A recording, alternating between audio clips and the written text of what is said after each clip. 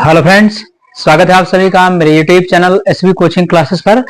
और जैसा कि मैंने आपसे डिस्कशन कर लिया था अपने पिछले चैप्टर का, यानी मानव नेत्र और रंग बिरंगा संसार, यानी human I and colourful world, उसका डिस्कशन कर लिया था। वहां पर मैंने पूरा चैप्टर, उसके न्यूमेरिकल्स जो भी बन सकते हैं वो सारे मैंने आपको करवा दिया था। उसके जस्ट बाद जो आपका अगला चैप्टर रहेगा, चैप्टर नंबर जो आपका 5 है, वो है इलेक्ट्रिक करंट यानी विद्युत धारा, है ना।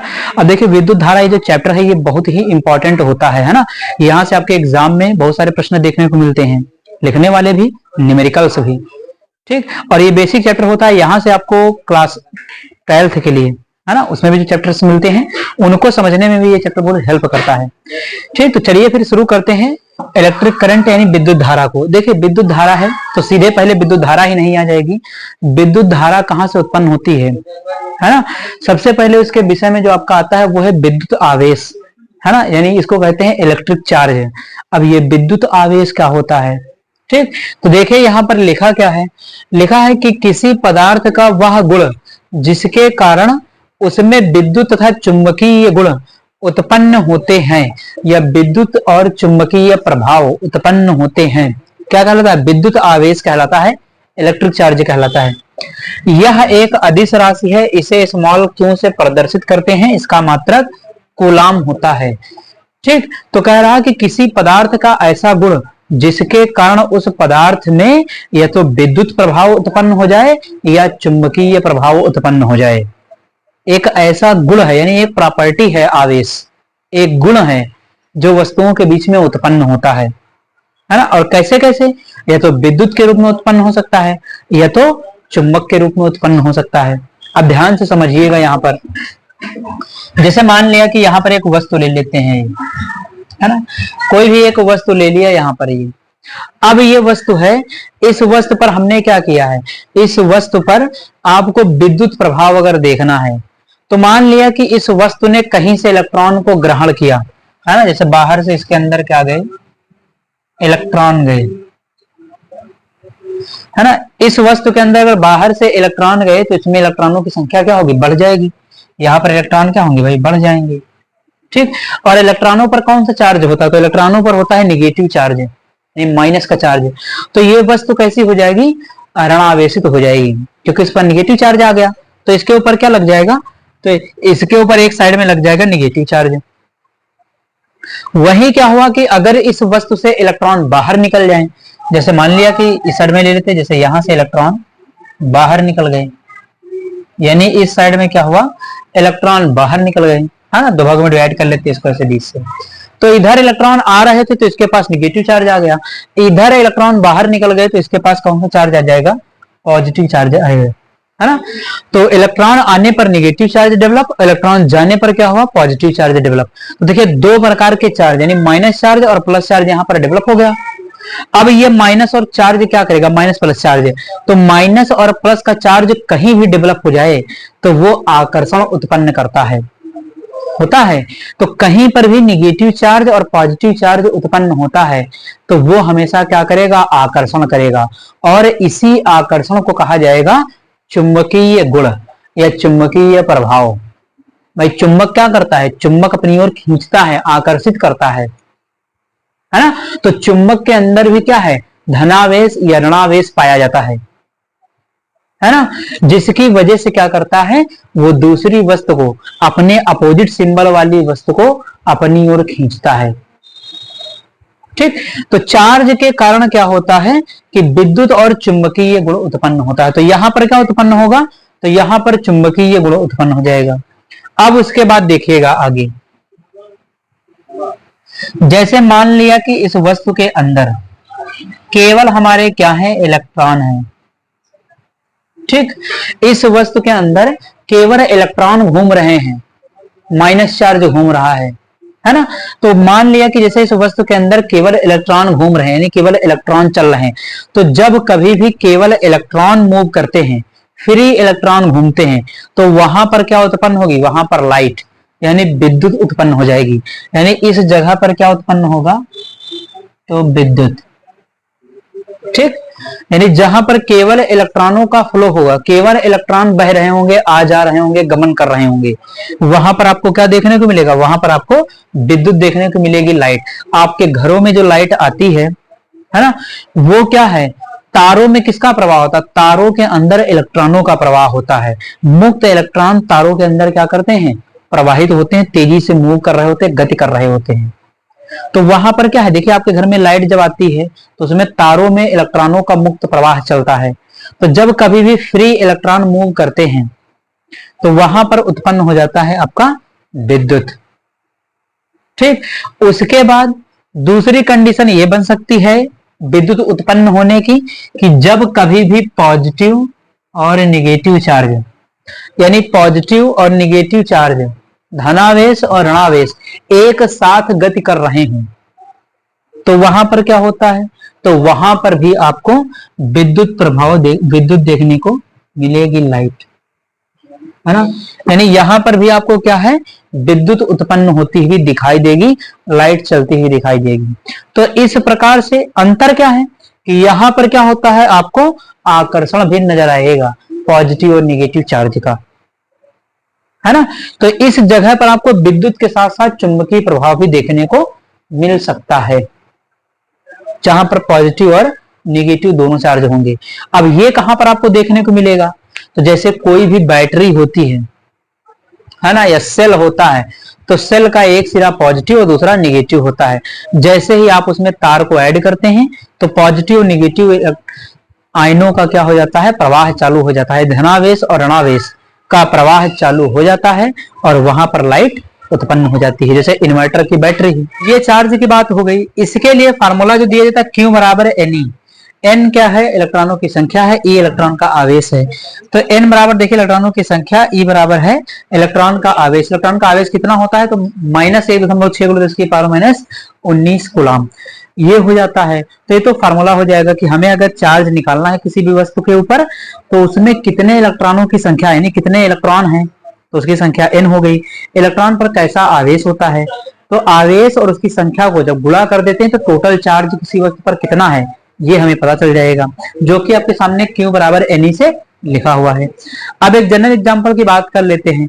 जैसे कि देखते हैं कि पेन है या कलम है या मार्कर है ना, इसको अपने बालों पर रगड़ते हैं, उसके बाद कागज के छोटे छोटे टुकड़ों की ओर ले जाते हैं।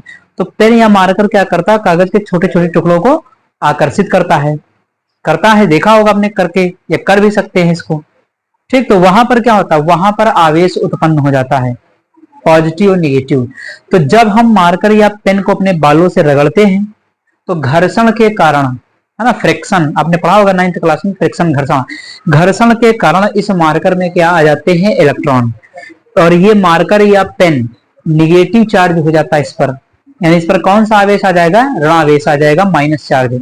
तो इस पर माइनस चार्ज आ जाएगा। और कागज के छोटे छोटे जो कण है वो उदासीन, यानी उन पर पॉजिटिव नेगेटिव दोनों चार्ज होते हैं। तो जैसे ही आप इस ऋणावेशित मार्कर या पेन को कागज के छोटे छोटे टुकड़ों की ओर ले जाएंगे तो वैसे ही धनावेशित कणों को, यानी धनावेश उपस्थित होने के कारण ये कागज के छोटे छोटे टुकड़ों को क्या करेगा? अपनी ओर आकर्षित करेगा। तो वहां पर ये आवेश ही है, ये आकर्षण ही है जो कागज को अपनी ओर आकर्षित करने का काम करता है।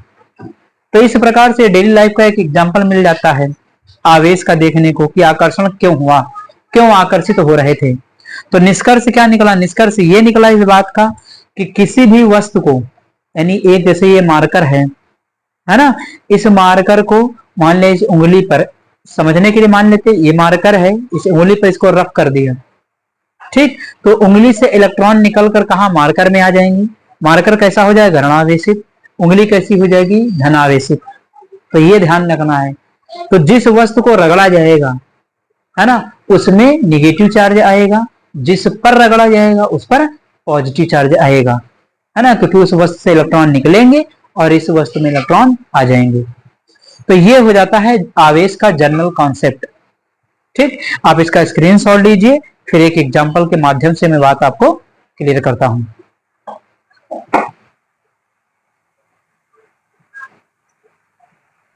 चलिए, तो अब डिस्कशन कर लेते हैं। जैसे मान लिया कि यहाँ पर एक एग्जांपल ले लेते हैं। जैसे मान लिया ये ए कोई हमारी क्या है? एक क्षण है, एक क्षण ए है और यहां पर ले लेते हैं एक क्षण बी है ना। तो हम क्या करते हैं कि जब एक क्षण को बी से हम क्या करते हैं, बी पर रफ कर देते हैं इसको, है ना, यानी ए वाली क्षण को बी क्षण के ऊपर क्या करते हैं, रगड़ देते हैं। तो यहां से क्या होगा, यहां से आपका इलेक्ट्रॉनों का उत्सर्जन होगा, है ना। इससे क्या निकलेंगे, तो इलेक्ट्रॉन जो है आपके बाहर की ओर निकलेंगे।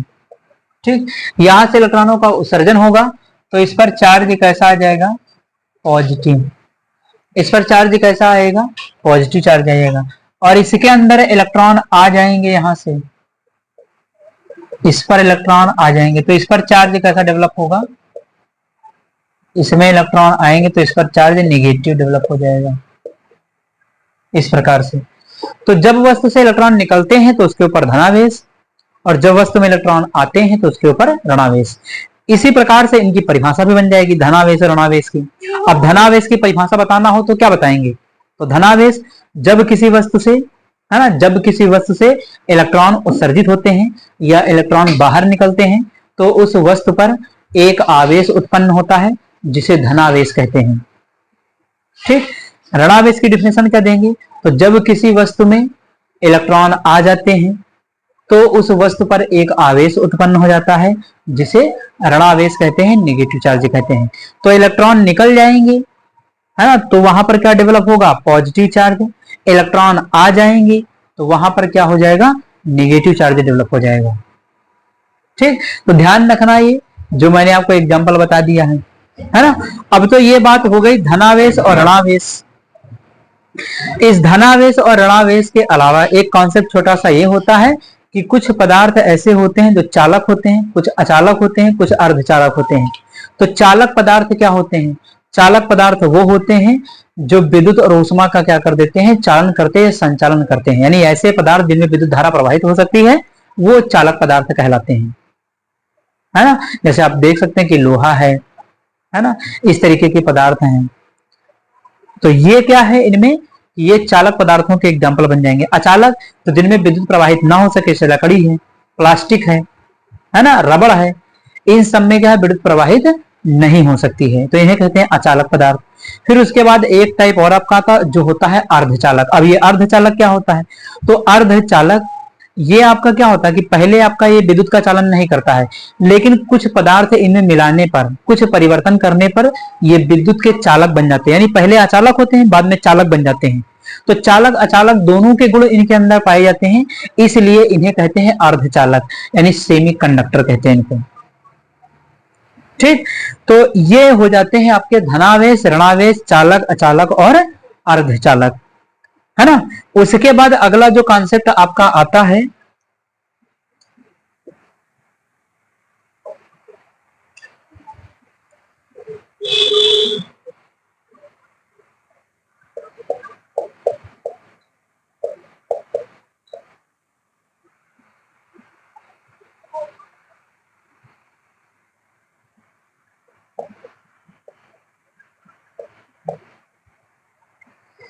चलिए, उसके बाद जो टॉपिक आपका आता है वो है विद्युत क्षेत्र, यानी इलेक्ट्रिक फील्ड। अब तो एक ऐसा क्षेत्र होता है जिसमें किसी भी आवेश के प्रभाव का अध्ययन किया जाता है। यानी एक ऐसा क्षेत्र या वह क्षेत्र जिसमें आवेश के प्रभाव का, है ना, आवेश के प्रभाव का अध्ययन किया जाता है, विद्युत क्षेत्र कहलाता है। या ये कह सकते हैं कि विद्युत आवेश के प्रभाव, है ना, विद्युत आवेश के प्रभाव का अध्ययन किया जाता है, उसे विद्युत क्षेत्र कहते हैं। चुंबकीय आवेश के प्रवाह का अध्ययन किया जाएगा तो उसे चुंबकीय क्षेत्र कह देंगे। तो विद्युत क्षेत्र के प्रभाव का अध्ययन किया जाएगा तो उसे विद्युत क्षेत्र कहते हैं। चुंबकीय क्षेत्र के प्रभाव का अध्ययन किया जाएगा तो उसे चुंबकीय क्षेत्र कहते हैं। जैसे एग्जांपल लेते हैं यहाँ पर, जैसे मान लिया कि ये हमारा क्या है ना, एक एरिया है, मान लिया इसके अंदर क्या है, इलेक्ट्रॉन है यहाँ पर। ठीक, तो ये मान लिया क्या है कि इसका एक इलेक्ट्रॉनों का एक क्षेत्र है, इलेक्ट्रॉनों का एक दायरा है ना। तो इसके अंदर क्या है, लाइट चल रही है। तो जैसे ही आप इस क्षेत्र के अंदर आएंगे, इस क्षेत्र का मान लिया दायरा यहां पर मान लेते हैं, इसका यहां तक, इस जगह तक इसका क्या है, क्षेत्र है। तो मान लिया कि यहां तक इसका क्षेत्र है, यानी इसकी रेंज कहां तक है, बाहर तक ये आवेश फैला हुआ है। ठीक, तो यहां पर अगर आवेश फैला हुआ है तो जैसे ही आप, जैसे मान लिया यहां पर है और यहां से जैसे ही इसके अंदर आएंगी तो यहां पर आपको आकर्षण या प्रतिकर्षण का अनुभव होगा। अब यहां पर जैसा चार्ज हो उसका होगा उसके जस्ट अपोजिट आपको फील होगा, है ना, क्योंकि अपोजिट चार्ज वाले क्या करते हैं, आकर्षित करते हैं एक दूसरे को, सेम चार्ज वाले क्या करते हैं, एक दूसरे को प्रतिकर्षित करते हैं। भाई पॉजिटिव निगेटिव हो तो आकर्षण हो जाएगा, निगेटिव निगेटिव हो या पॉजिटिव पॉजिटिव हो तो एक दूसरे को क्या करेंगे, प्रतिकर्षित कर देंगे। तो यहां पर मान लिया कि इस पर जैसे प्लस चार्ज था, तो जैसे ही आप इस क्षेत्र के भीतर आएंगे वैसे ही देखिए यहाँ पर कौन सा चार्ज है, निगेटिव चार्ज है, वैसे ही इसको क्या करेगा, ये अपनी ओर अट्रैक्ट कर लेगा, तुरंत अपनी ओर आकर्षित कर लेगा। तो यहां पर क्या है कि इसका प्रभाव जहां तक हमें नजर आ रहा है उसे ही क्या कहेंगे, विद्युत क्षेत्र। ठीक, चलिए चलिए तो उसके बाद देखते हैं अगली जो डिफिनेशन बनती है वो आपकी है विद्युत धारा यानी इलेक्ट्रिक करंट, है ना।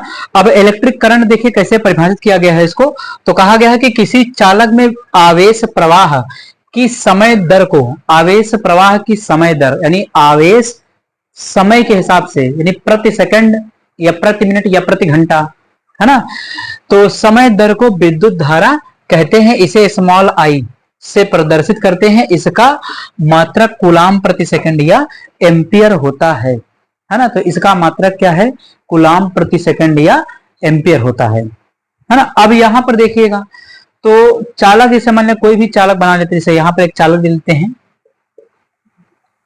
जैसे मान लिया ये हमारा कोई क्या है, एक चालक है, ठीक, तो ये हमारा कोई चालक, तो कह रहा है कि इसमें जितना आवेश प्रवाहित हो रहा, आवेश कितना प्रवाहित हो रहा प्रति सेकंड, हाँ देखिए यहां पर लिखा है प्रति सेकंड, ठीक। तो प्रति सेकंड का मतलब हम यहाँ कुछ भी लिख सकते हैं, एक सेकंड मान लिया जाए, एक सेकंड, और आवेश मान लेते कूलाम यानी क्यू, तो क्यू कूलाम मान लिया टी सेकंड में प्रवाहित हो रहा है ना। तो क्यू कूलाम आवेश टी सेकंड में प्रवाहित हो रहा है, ठीक। तो इसको देखिए कैसे लिखेंगे, आई बराबर क्यू अपॉन टी, ये इसका फार्मूला बन जाएगा, आई बराबर क्यू अपॉन टी। क्यों, आवेश का मात्रक क्या होता है, तो आवेश का मात्रक कूलाम, ये हो जाएगा कूलाम, टी समय है आपका, समय का मात्रक यहां पर ले लेंगे सेकंड, तो कूलाम प्रति सेकंड, या फिर इसका बन जाएगा जो आप देखते हैं एम्पियर, तो कूलाम प्रति सेकंड या एम्पियर इसका मात्रक हो जाता है। तो विद्युत धारा तो बिल्कुल आसान है कि प्रति सेकंड कितना आवेश प्रवाहित हो रहा है उसी को क्या कहेंगे, विद्युत धारा, इलेक्ट्रिक करंट। अब यहां पर देखिए थोड़ी सी कुछ बातें, जैसे यहां पर देखिए आई बराबर क्यू अपॉन टी लिखा है, मान लिया कि जैसे इस चालक के अंदर आवेश का मान कितना हो जाए 1, समय कितना हो जाए 1 सेकंड, यानी आवेश कितना है 1 कूलाम, ठीक, समय कितना है 1 सेकंड। तो जब कभी भी किसी चालक के अंदर, है ना, तो जब किसी चालक के अंदर 1 कूलाम आवेश 1 सेकंड में प्रवाहित होता है तो परिभाषा किसकी बनेगी, 1 एम्पियर की। तो ये भी आपसे कहा जा सकता है कि 1 एम्पियर को परिभाषित कीजिए, है ना। तो ये आपको ध्यान रखना है, 1 कूलाम आवेश जब 1 सेकंड में प्रवाहित होगा तो उसे हम क्या कहेंगे, 1 एम्पियर। देखिए यहाँ पर लिखा हुआ कूलाम प्रति सेकंड को ही क्या कहा गया है, एम्पियर। तो परिभाषा बिल्कुल आसान है, मैं बता रहा हूं, आप उसको लिख सकते हैं। तो जब किसी भी पदार्थ में 1 कूलाम आवेश 1 सेकंड में प्रवाहित होता है ना, जब किसी चालक में 1 कूलाम आवेश 1 सेकंड में प्रवाहित होता है तो उस चालक में बहने वाली धारा 1 एम्पियर कहलाती है, ठीक। तो ये आप बता सकते हैं 1 एम्पियर की डेफिनेशन को, जहां से कुछ नहीं करना, जो था वो मैंने आपको बता दिया। अब उसके बाद जो विद्युत धारा होती है इसको मापने के लिए अमीटर का प्रयोग करते हैं। इसका प्रयोग करते हैं अमीटर, है ना, विद्युत धारा को मापने के लिए अमीटर का प्रयोग करते हैं। अमीटर है, अब ये भी सवाल आ जाता है कि जब विद्युत धारा का माप करना हो, इसको मापना हो तो अमीटर को किस क्रम में लगाते हैं, तो अमीटर को हमेशा श्रेणी क्रम में संयोजित करते हैं। अमीटर को विद्युत धारा मापने के लिए श्रेणी क्रम में संयोजित किया जाता है, ये आपको ध्यान रखना है। तो अमीटर आपका श्रेणी क्रम में लगाया जाएगा। उसके बाद एक छोटा सा पॉइंट यहां से निकल कर आता है कि जैसे मान लिया किसी भी चालक के अंदर इलेक्ट्रॉनों का प्रवाह चल रहा हो, है ना, फ्लो ऑफ इलेक्ट्रॉन चल रहा हो, तो उसमें विद्युत धारा की दिशा कैसे होगी? तो यहां पर ध्यान रखिएगा, नोट पॉइंट में आप, है ना, नोट पॉइंट में क्या है कि जो विद्युत धारा की दिशा होती है वो मुक्त इलेक्ट्रॉनों के जस्ट विपरीत होती है ना। तो विद्युत धारा की दिशा, विद्युत धारा की दिशा मुक्त इलेक्ट्रॉनों के विपरीत होती है। यानी विद्युत धारा की जो दिशा है, इलेक्ट्रिक करंट की जो डायरेक्शन है वो मुक्त इलेक्ट्रॉनों की, जैसे यहाँ पर देख लीजिए, मैं बता देता हूं आपको, जैसे यहाँ है, अब देखिए, जैसे मान लिया इस चालक के अंदर इलेक्ट्रॉनों का प्रवाह इधर चल रहा है, ऐसे इसमें इलेक्ट्रॉन इधर की ओर फ्लो कर रहे हैं, तो इलेक्ट्रॉन सारे उधर गति कर रहे हैं, तो विद्युत धारा किधर बहेगी? इधर की ओर। यानी करंट आपकी कैसे होगी? तो इस साइड में, यानी करंट इधर, इलेक्ट्रॉन उधर। ठीक, तो ये बात हो जाती है कि विद्युत धारा की दिशा मुक्त इलेक्ट्रॉनों, यानी जिधर, जैसे इलेक्ट्रॉन इधर जा रहे हैं तो धारा इधर बहेगी, इलेक्ट्रॉन इधर जा रहे हैं तो धारा इधर बहेगी, इस तरीके से। उसके बाद जैसे मान लिया कि कहीं पर धनावेश और ऋणावेश हो, पॉजिटिव निगेटिव चार्ज, जैसे देखिएगा, जैसे यहां पर देखिए,